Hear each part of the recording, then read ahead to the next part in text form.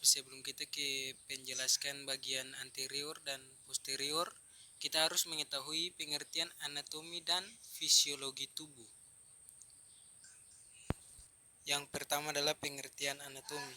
Anatomi adalah ilmu yang mempelajari tentang struktur tubuh dan hubungan antara mereka.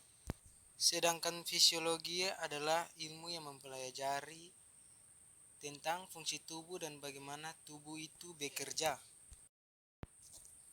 Dan kalian dapat lihat di gambar ini adalah bagian anterior, dan kalian harus tahu bagian anterior adalah bagian depan dari tubuh manusia yang terdiri dari satu, ada frontal bone.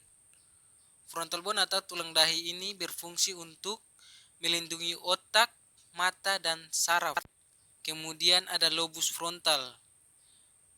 Ini adalah otak bagian depan yang berfungsi mengendalikan gerakan, ucapan, perilaku, emosi, dan kepribadian. Kemudian ada nasal. Nasal atau hidung adalah indera penciuman yang berfungsi menghirup udara, pernapasan, menyaring udara, menghangatkan udara. Para pernapasan juga berperan dalam resonansi. Kemudian ada mulut. Mulut atau oral adalah bagian tubuh yang berfungsi sebagai alat pencernaan dan juga dalam pernapasan. Kemudian ada mandibula. Mandibula atau tulang rahang bawah yang berfungsi dalam membantu kita untuk bisa mengunyah makanan dengan baik. Kemudian ada spikal. Spikal atau bagian dari leher. Kemudian ada sternum. Sternum adalah tulang dada yang berfungsi untuk melindungi dari cedera seperti jantung, paru-paru, hati, dan lain-lain. Kemudian ada therosikal. Therosikal adalah bagian dari atas payudara. Kemudian ada mamae. Mamae atau payudara adalah kelenjar yang terletak di bawah kulit di atas otot dada yang fungsinya memproduksi susu untuk nutrisi bayi. Kemudian ada aksila atau ketiak adalah daerah umputan tubuh manusia yang menghubungkan lengan atas dengan bahu. Kemudian ada biceps, otot sebelah dalam dari dada dan lengan. Kemudian ada korpal. Korpal ini berada di bagian atas tangan. Kemudian ada pollex, pollex atau jari jempol. Kemudian ada umiliki atau pusar. Kemudian ada femoral. Femoral adalah bagian paha atau tulang terpanjang, terkuat, terberat dari bagian tubuh. Tulang ini berfungsi untuk menghubungkan bagian pinggul dengan lutut dan menjadi tumpuan seluruh badan.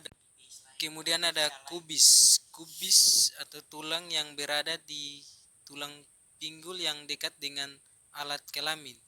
Kemudian ada patella, adalah tulang lutut yang berbentuk segitiga. Kemudian ada krulis. Krulis adalah tulang kering pada bagian kaki.